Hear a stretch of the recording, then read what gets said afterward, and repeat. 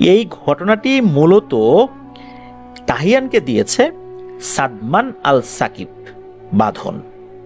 সম্পর্কে তাহিয়ানের খালাতো ভাই হয়। এই সাদমান আল সাকিব বাঁধন বর্তমানে অনার্সে লেখাপড়া করছেন। আর ঘটনাটি ঘটেছিল নাটোর জেলার বড়াইগ্রাম উপজেলার মৌখারা হাট নামক একটা স্থান রয়েছে, সেইখানে একটা জায়গা রয়েছে, সেই জায়গাটার নাম হচ্ছে কালীতলা। মূলত এই জায়গাকে কেন্দ্র করেই ঘটনার প্রত্যক্ষদর্শী বাঁধন নিজে আর এর ভুক্তভোগী বাঁধনের আম্মু অর্থাৎ তাহিয়ানের খালামণি, ওনার নাম মোসাম্মদ জেসমিন খাতুন। চলুন ঘটনায় চলে যাই। বাঁধন যেভাবে বলেছে সেভাবেই ঘটনাটি লেখার চেষ্টা করেছে তাহিয়ান। তো ঘটনাটির সূত্রপাত হয় 2015 সালে। তখন এই বড়াইগ্রামে এই বাঁধনদের দুটো বাড়ি ছিল। ছোট বাড়িটাতে এই বাঁধন আর তার আম্মু এই দুইজন থাকতেন, আর বড় যে বাড়িটা ছিল ওখানে কেউ থাকতো না, ওটা পরিত্যক্তই বলা চলে।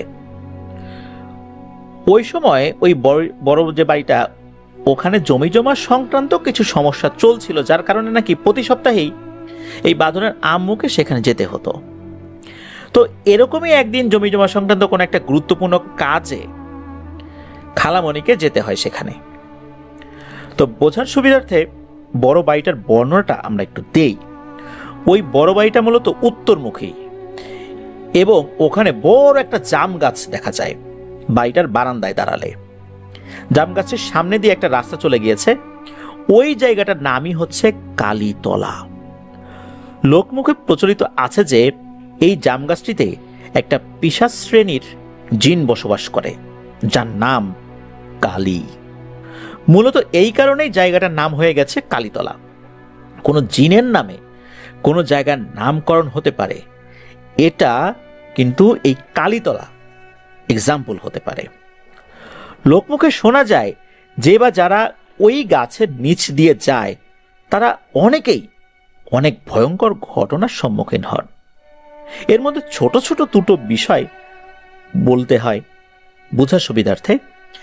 যে একটি ছোট্ট ঘটনা, সালিশ বিচার সংক্রান্ত একটা কাজ শেষে একজন হুজুর রাত আনুমানিক 1:30টার দিকে বাড়িতে ফেরত আসছিলেন। তখন এই যে যিনি আসলে সালিশ বিচার করেন ওখানকার কোনো বাড়িতে তারা থাকতেন না। সালিশ বিচার করার পর সাথে সাথে চলে আসতেন, সেখানে অবস্থান পারতপক্ষে করতেন না। উনিও চলে আসেন সেখান থেকে। হাঁটতে হাঁটতে যখন এই গাছের নিচে উনি আসেন তখন দেখতে পান চারদিকে ঝড়ো হাওয়া শুরু হয়ে গিয়েছে।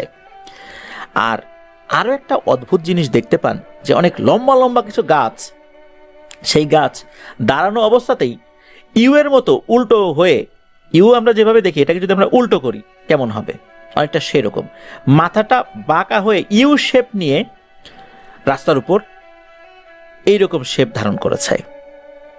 মানে গোড়া থেকে উল্টে গেছে বিষয়টা এরকম না, কিন্তু এইরকম বাঁকা হয়ে রাস্তার উপর এরকম একটা আকার ধারণ করেছে। উনি যখন এটা দেখেছেন তখন বুঝতে পারেন যে বিষয়টা মোটেও স্বাভাবিক না।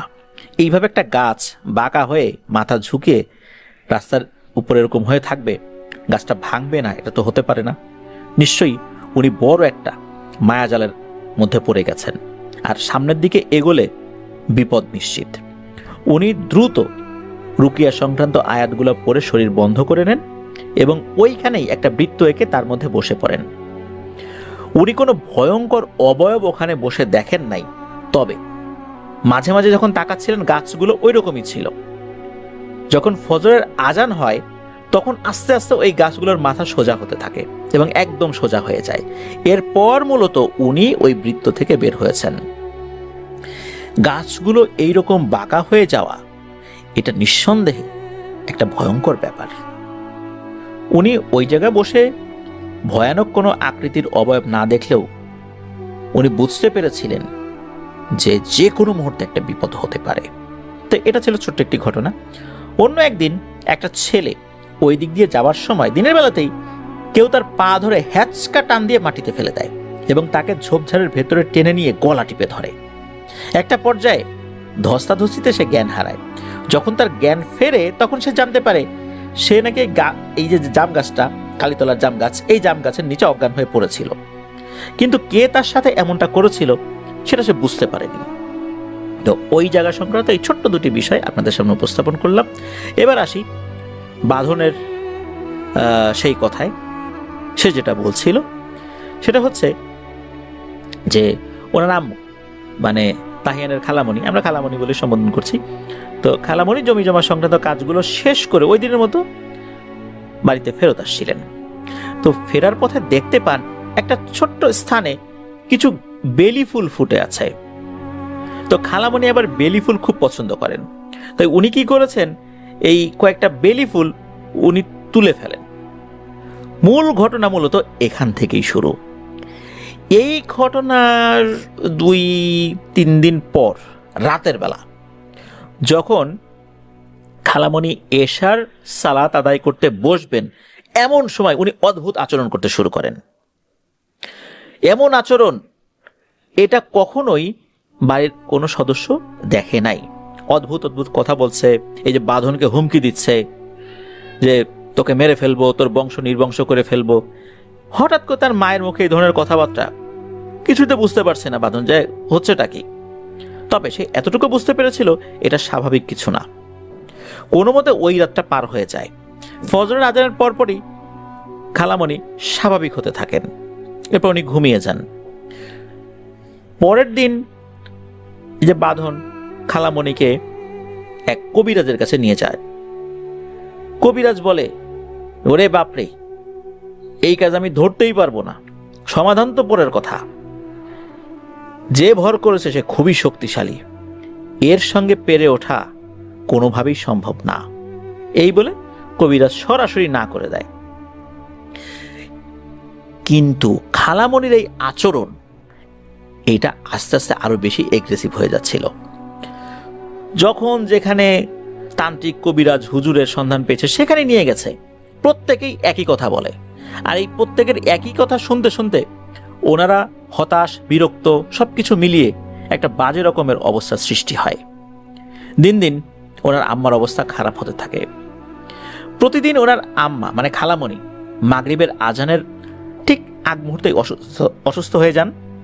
আর যখনই অসুস্থ হয়ে যেতেন তখনই উনি হুমকি, অভিশাপ এগুলো দিতে থাকতেন।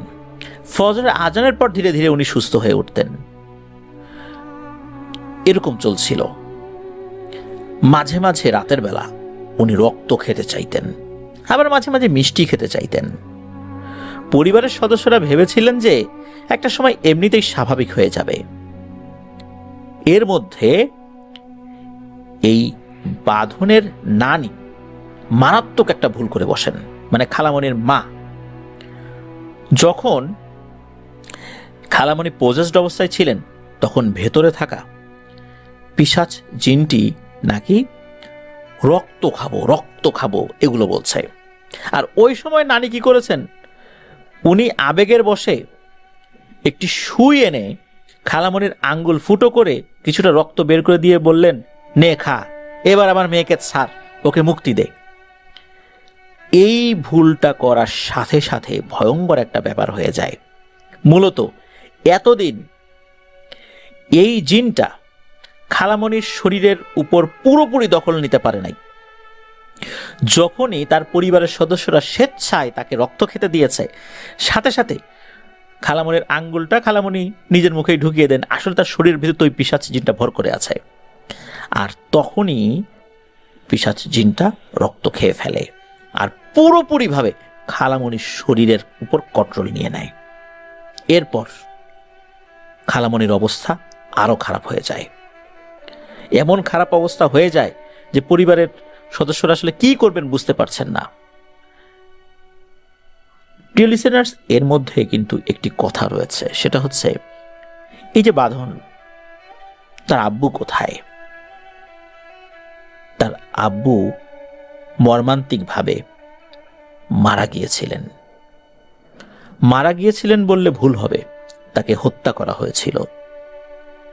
চলুন কিভাবে এটা হয়েছে সেটা জানবো, তবে একটু পরেই আপনারা বুঝতে পারবেন। খালামণির শরীরের উপর পুরোপুরি কন্ট্রোল নেয়ার পর ওই পিশাচ জিনটা ভেতর থেকে বলতে থাকে, বিশেষ করে বাঁধনকে বলতে থাকে, তোর বাবাকে যেভাবে মেরেছি তোকেও সেভাবেই মারব, রক্ত দে আমাকে, রক্ত খাবো, এরকম বলতে থাকে। হঠাৎ করে এই কথা শোনার পর বাঁধন অবাক হয়ে যায়। এই কথার অর্থ কি? আমার বাবাকে যেভাবে মেরেছে আমাকে সেভাবে মারবে মানে? উনি তো চিন্তিত হয়ে যান। উনি বুঝতে পারেন বড় বিপদ এখন সামনে। আরো ভালো কবিরাজ খুঁজতে থাকেন। এভাবে কেটে যায় আরো 2 দিন। বিশেষ করে পুরোপুরি কন্ট্রোল নেয়ার পর খালামণি আর চলাফেরা করতে পারেন না। উনি খুব দুর্বল হয়ে পড়েছেন। একটা সময় তো ছিল যে ফজর আজানের পর উনি স্বাভাবিক হয়ে যেতেন, মাগরিবের আজানের আগ মুহূর্তে গিয়ে এই সমস্যা শুরু হতো, সারাদিন মোটামুটি ভালো থাকতো। কিন্তু এবার 24 ঘন্টাই সমস্যা শুরু হয়ে যায়। খোঁজ নিতে নিতে যখন এই যে বাঁধন সে তার বন্ধুদের সাথে বিষয়টা আলোচনা করে, তখন তার এক বন্ধু একটা তথ্য দেয়। তার বন্ধু জানায় যে তার পরিচিত একজন মুসলিম তান্ত্রিক আছে। মুসলিম তান্ত্রিক এই কারণে বলা হচ্ছে যে তিনি মুসলিম হয়েও বিভিন্ন ধরনের সাধনা করতেন যা ইসলাম ধর্মের সাথে যায় না। যখন তার সন্ধান পাওয়া হয় তখন ওনারা দ্রুত একটা গাড়ি ভাড়া করে সেখানে নিয়ে যান। আর ওই রাস্তায় গাড়ি বলতে কিন্তু ভ্যান গাড়ি আর কি, ওইখানে ওইটাই চলাচল করত। নানুও সাথে যান। তো কবিরাজ উনি ওনার মতো করে কিছু রিচুয়াল শুরু করেন। উনি মূলত খালামণিকে দেখার সাথে সাথে কিছু একটা বুঝতে পেরেছে। উনি খুব তীক্ষ্ণ দৃষ্টিতে খালামণির দিকে তাকিয়েছিলেন। মনে হলো উনি কিছু একটা আঁচ করতে পেরেছেন যে খালামণির শরীরের উপর আসলে কে দখল নিয়েছে। উনি সাথে সাথে একটা কাগজ বের করে ওনার মতো করে কাগজে একটা ছবি আঁকালেন। ওই ছবিতে দেখা গেল এই অবয়বটার হাত 5টা, 5 হাত বিশিষ্ট একটা ছবি উনি আঁকালেন।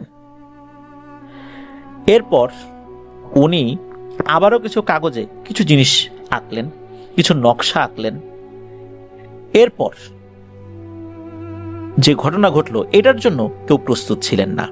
খালামণিকে মূলত উনি অন্য ঘরে রেখে এসেছিলেন, মানে অন্য ঘরে উনি ছিলেন, আর এই যে বাঁধন, এই বাঁধন আর এই তান্ত্রিক আর এক ঘরে ছিল। হঠাৎ করে কি হয়েছে, এই খালামণি ওই ঘর থেকে এই ঘরে চলে আসছে, এসে বলছে, কিরে তান্ত্রিক, কত আইলো কত গেল, কেউ কিছু করতে পারলো না, আর তুই আমার কিছু করবি, এও আমার বিশ্বাস করতে হবে?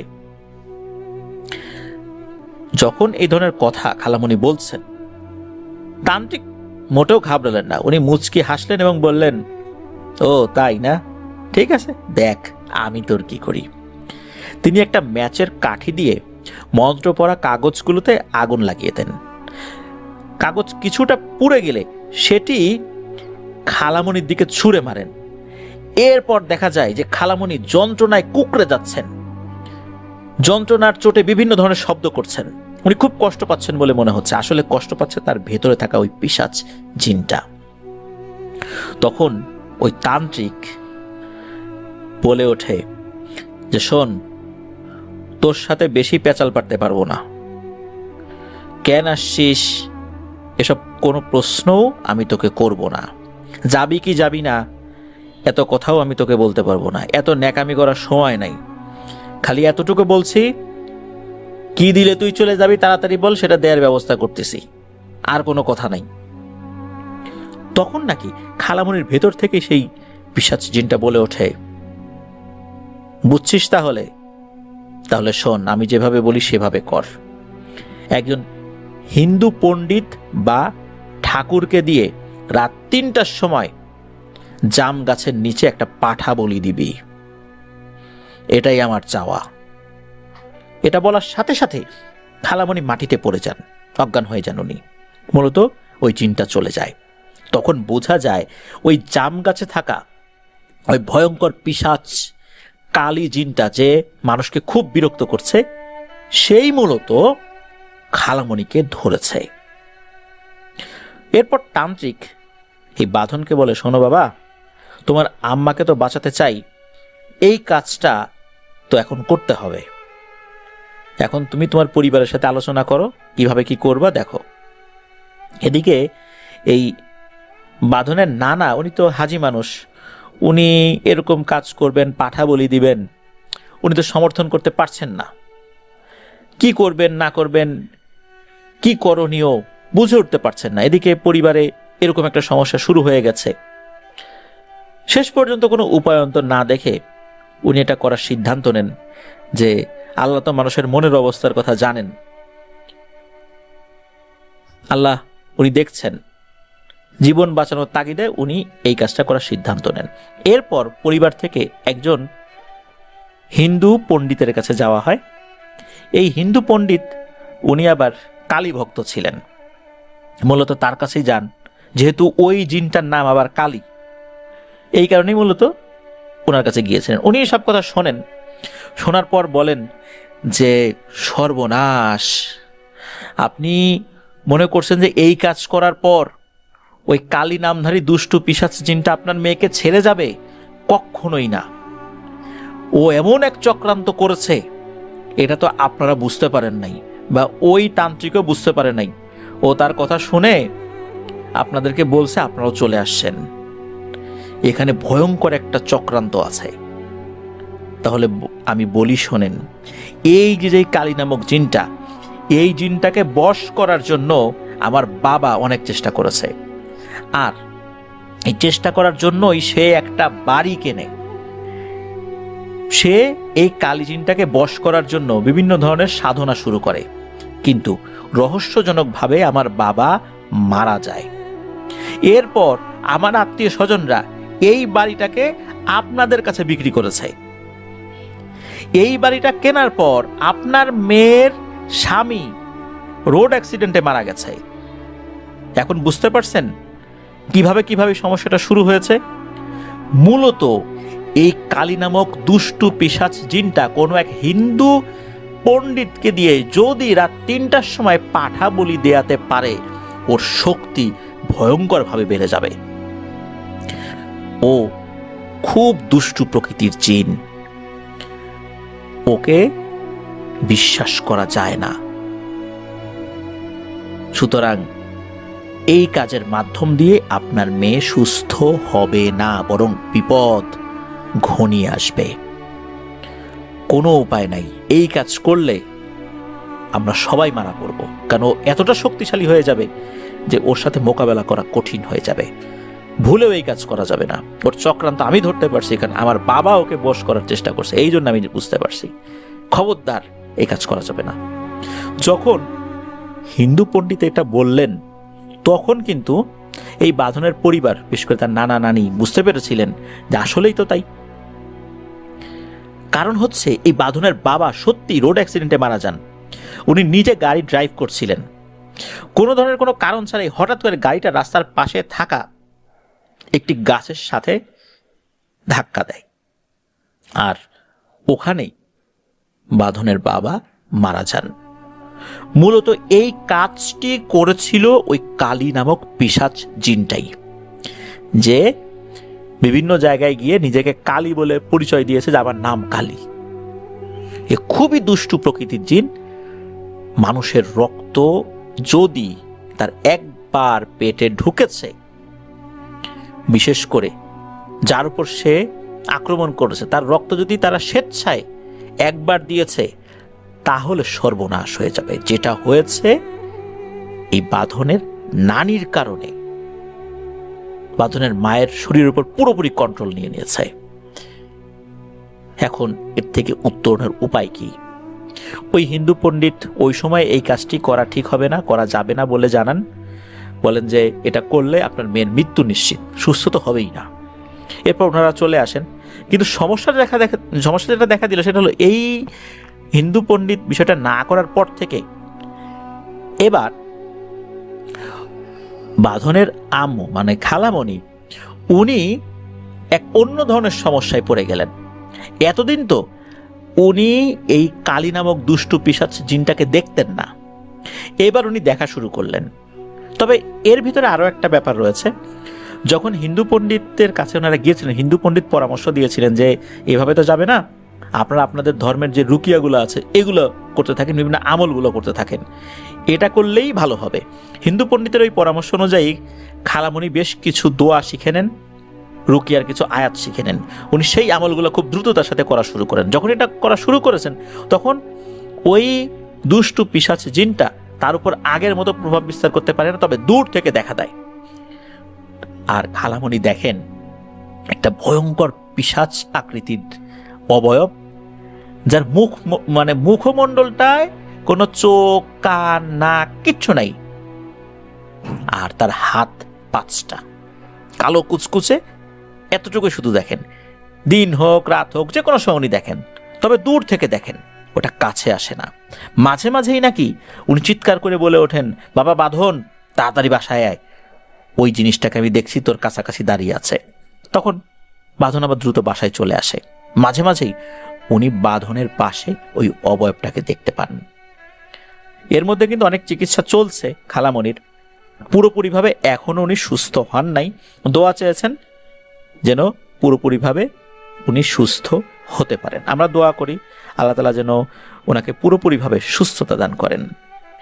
আর এই যে খালু, মানে তাহিয়ানের যিনি খালু, মানে বাঁধনের বাবা, ওনার নাম মোহাম্মদ আশরাফুল ইসলাম। উনি কিন্তু 2011 সালে মৃত্যুবরণ করেছিলেন। যেই গাছে গাড়িটা আঘাত করেছিল সেই গাছটা কিন্তু এখনো আছে। আমি যখন এই বিষয়টা নিয়ে আরো কথা বললাম তখন তাহিয়ানুর আমাকে জানিয়েছেন যে এই যেই ঘটনাটা, এই ঘটনাটা যতটুকু উপস্থাপন করা হয়েছে এটা অনেক ছোট আকারে উপস্থাপন করা হয়েছে। এই ঘটনার আরো অনেকগুলো ব্যাপার রয়েছে, কারণ এটা তো কন্টিনিউ ঘটছে, এখন পর্যন্ত ঘটছে।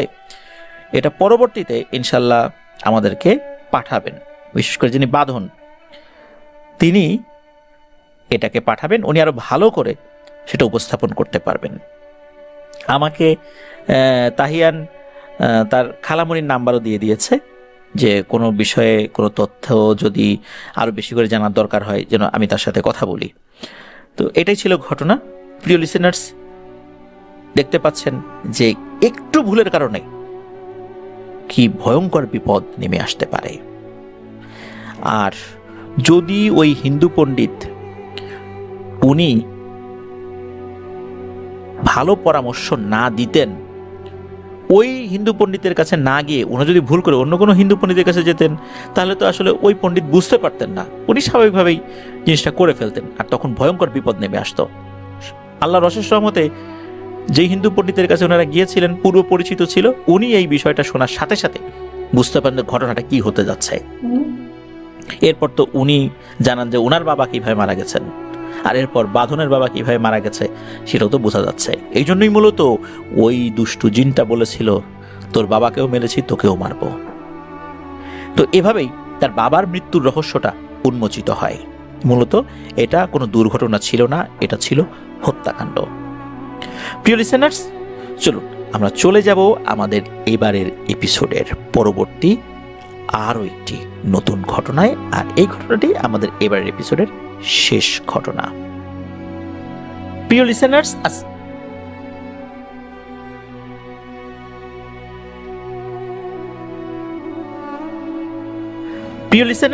স্বাগতম জানাচ্ছি আমাদের শনির রাতের 14তম আয়োজনের দ্বিতীয় এবং শেষ ঘটনায়।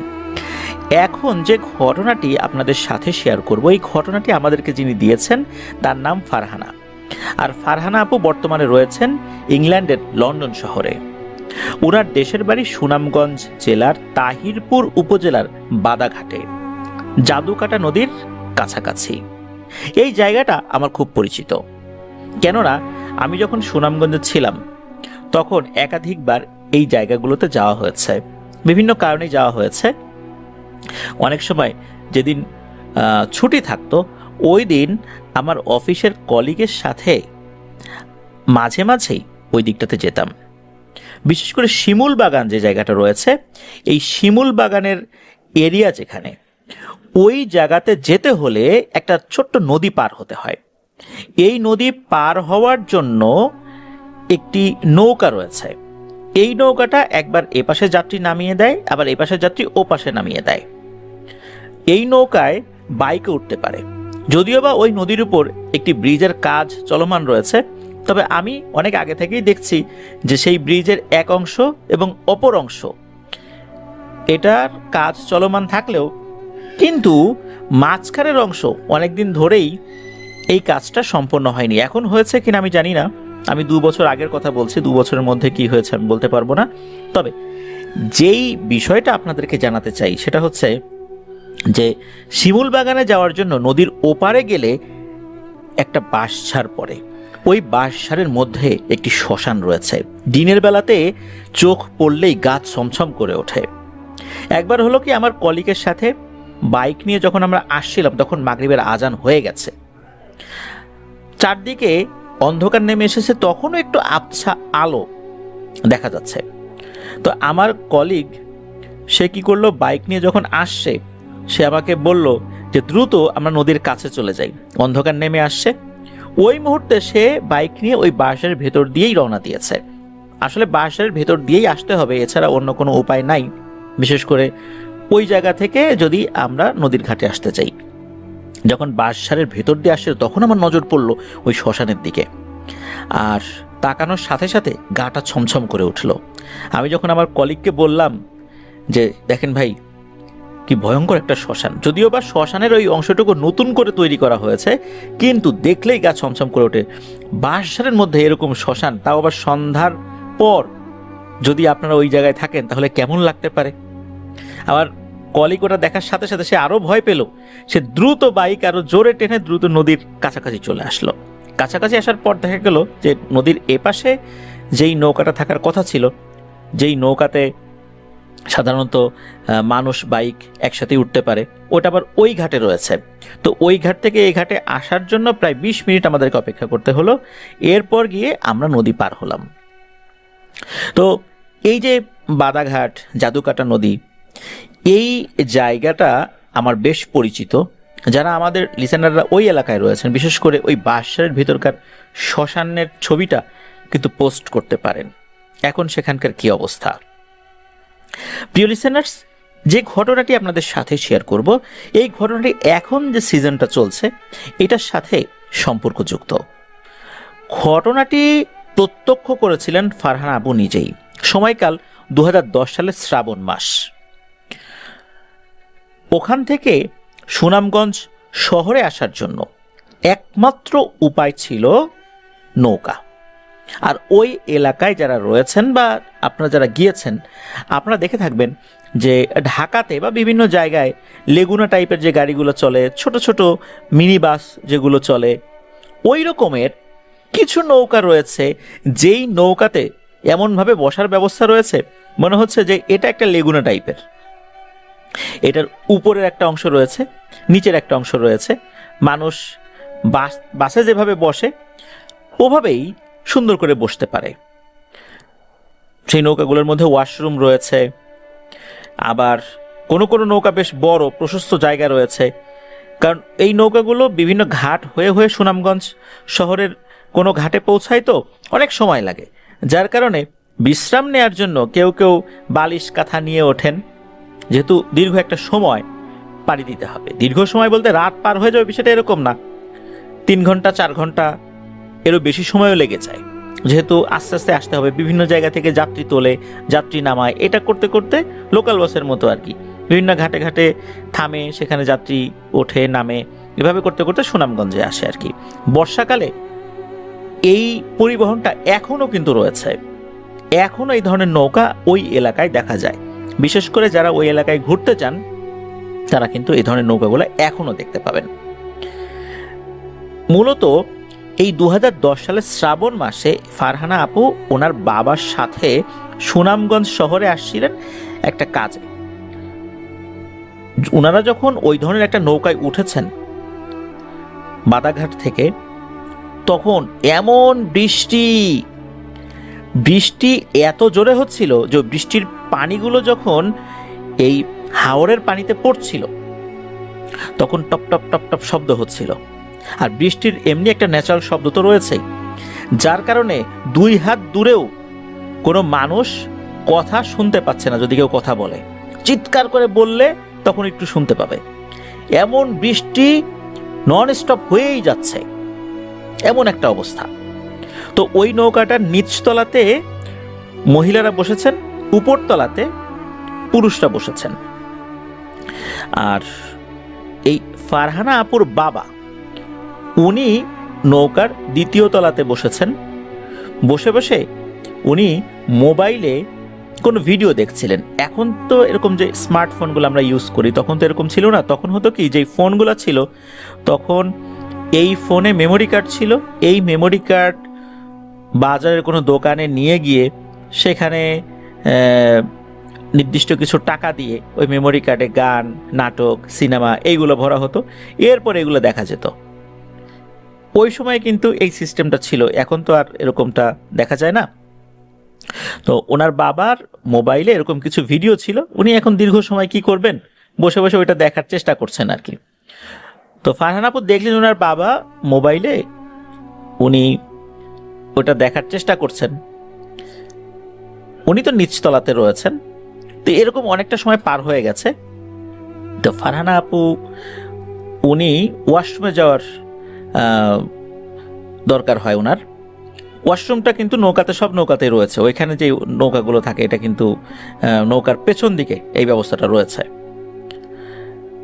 উনি যখন ওয়াশরুমে গিয়েছেন, ওয়াশরুমে যাওয়ার পর যখন বের হয়েছেন, বের হয়ে তো আবার ওনার যে নির্দিষ্ট জায়গায় যেখানে উনি বসেছিলেন সেখানে বসবেন, তখন ওনার কাছে মনে হলো কোনো একটা অদৃশ্য শক্তি ওনাকে বলছে, ফারহানা, ফারহানা, নৌকার পেছন দিকে যা, নৌকার পেছন দিকে যা। উনি দেখছেন যে এমন বৃষ্টি যেখানে 2 হাত দূরে চিৎকার করলেও মানুষ শুনতে পায় না, এমন শব্দ হচ্ছে। কারণ চারদিকে পানি, পানিতে টপ টপ শব্দের কারণে বৃষ্টির শব্দ আরো বেশি হচ্ছে। সেখানে কোন একটা অদৃশ্য শক্তি মনে হচ্ছে ওনার কানের কাছে বলছে, ফারহানা, নৌকার পেছন দিকে যা, তোর বাবা, তোর বাবা। উনি বুঝতে পারছেন না যে কি হচ্ছে এগুলো।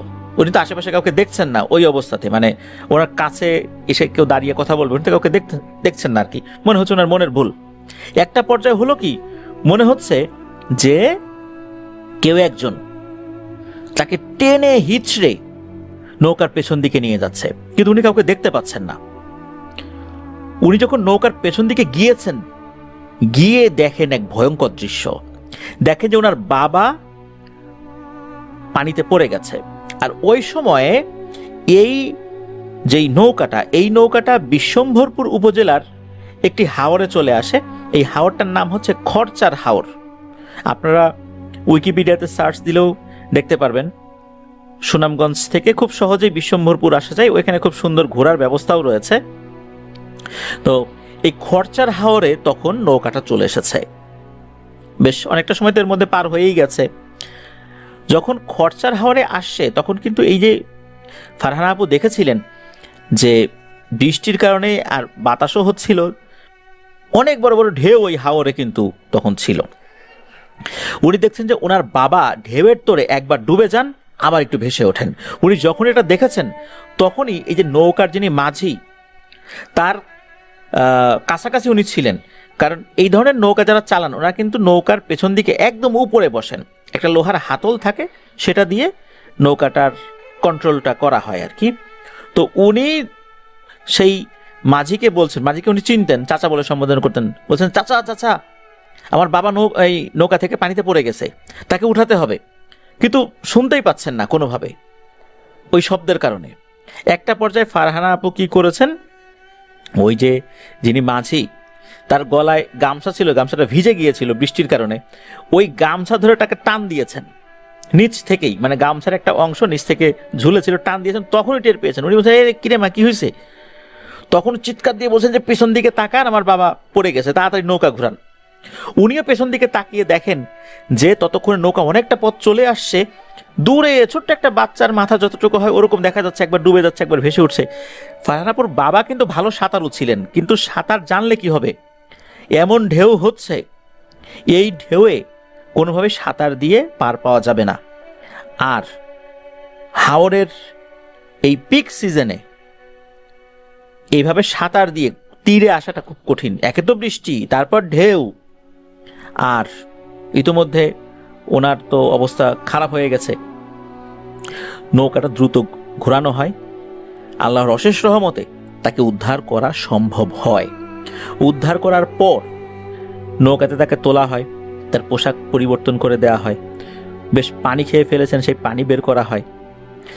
উনি কিছুটা সুস্থতা বোধ করলে যখন জিজ্ঞেস করা হয় যে কিভাবে উনি পানিতে পড়ে গেলেন, তো উনি বললেন যে উনি ওই বৃষ্টির কারণে আসলে মোবাইলে যেই জিনিসগুলো মেমোরি কার্ডে ভরা ছিল শব্দে তো আসলে ওগুলো শোনা যাচ্ছে না, হেডফোন কানে লাগানোর পরেও শোনা যাচ্ছে না।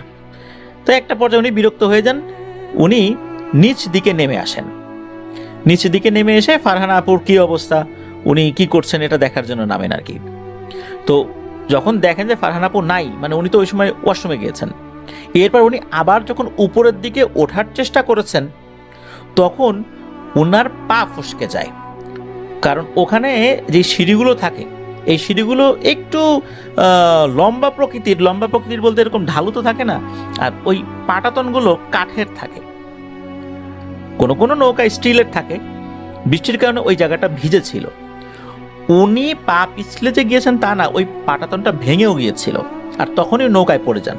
আর এত বৃষ্টি, ওই ছিটা বৃষ্টি এসে নৌকার ভিতরে পানি আসবে দেখে বিভিন্ন জায়গার কাপড় নামিয়ে দেওয়া হয়েছে, তেরপল জাতীয় কাপড় নামিয়ে দেওয়া হয়েছে, যার কারণে ওই নৌকার যাত্রীরাও বুঝতে পারে নাই যে একজন যাত্রী এভাবে পড়ে গেছে। আর এত বৃষ্টির মধ্যে উনি যে পড়ে গেছেন শব্দ যে অন্য কেউ পাবে এটাও হয়নি। আর মাঝিও বুঝতে পারেনি, মাঝি মনে করছে কেবল একটা মাথা একটু উপরে উঠলো, এরপরে মনে হয় নেমে গেল। উনি বুঝতে পারেন আসলে ঘটনাটা কি, উনি খেয়ালই করেন নাই। কিন্তু কথা হচ্ছে ফারহানা আপুকে কে বলল ফারহানা নৌকার পেছন দিকে যা, তোর বাবা। একটা পর্যায়ে উনি যখন বুঝতে পারছিলেন না, মনে হচ্ছে কোন একটা অদৃশ্য শক্তি ওনাকে টেনে নৌকার পেছন দিকে নিয়ে গেল, আর তখনই ওনার বাবাকে দেখতে পেলেন। এই জিনিসটা কি ছিল যেটা আজও ওনাকে ভাবায়, আজও উনি চিন্তা করেন এই জিনিসটা আসলে কি ছিল, কেন এমনটা ঘটলো। ওনার বাবাকে যখন নৌকায় তোলা হয় ওনার অবস্থা খুব খারাপ হয়ে গিয়েছিল। এখনও সেই স্মৃতি মনে করে উনি ইমোশনাল হয়ে যান। উনি অডিও ক্লিপ আকারে ঘটনাটি পাঠিয়েছেন, আমি শুনলাম পুরো ঘটনাটি। তো আল্লাহর রহমতে ওই যাত্রায় ওনার বাবা বেঁচে গিয়েছিলেন। সেই 2010 সালের কথা। এখনও বর্ষার সিজনে ওই এলাকায় গেলে এই ধরনের নৌকা, বৃষ্টির সেই স্মৃতি, এগুলো আমার মনে পড়ে। যারা ওই এলাকায় আছেন তারা তো এই পরিবেশের সাথে পরিচিতই। টাঙ্গুয়ার হাওরে অনেক ধরনের ঘটনা কিন্তু ঘটে। আমরা টাঙ্গুয়ার হাওর রিলেটেড বেশ কিছু ঘটনা প্রচার করেছি, আপনারা শুনেছেন, আমাদের এই চ্যানেলেই রয়েছে টাঙ্গুয়ার হাওর রিলেটেড ঘটনা। তো বর্ষার সিজনগুলোতে যারা ওই এলাকায় যাবেন তাদের জন্য পরামর্শ থাকবে আমার একটাই, সেটা হচ্ছে যে এমন কোনো জায়গায় সাঁতার কাটার জন্য লাইফ জ্যাকেট পরেও নামবেন না যেখানে লোকজন নামে না। আবারও বলছি, এমন কোনো জায়গায় লাইফ জ্যাকেট পরেও নামবেন না যেখানে লোকজন নামে না। নামার আগে অবশ্যই আপনার যিনি গাইড তার সাথে পরামর্শ করে নামবেন, তা না হলে বড় ধরনের বিপদ হয়ে যেতে পারে।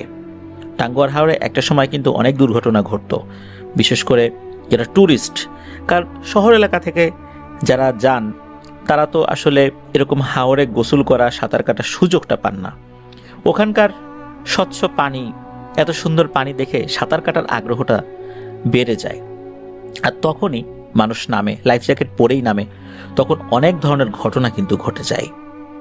দেখা যাচ্ছে যে এই লাইফ জ্যাকেট পরে তার ডুবে যাওয়ার কথাই না, কিন্তু উনি ডুবে গিয়েছেন, মাত্র কয়েক হাত নিচে ডুবে গিয়েছেন, অথচ তার সাথীরা বুঝতেই পারে নাই, তার ডেড বডি কয়েক হাত নিচে পড়ে আছে। টাঙ্গুয়ার হাওরের বিভিন্ন যারা মাঝি রয়েছেন তাদের সাথে আমি কথা বলেছি, ওনারা এই জায়গাগুলোতে দোষের জায়গা বলেন আর কি। এই যে জায়গাগুলোতে ঘটনাগুলো ঘটে আর কি, এগুলোকে দোষের জায়গা বলেন।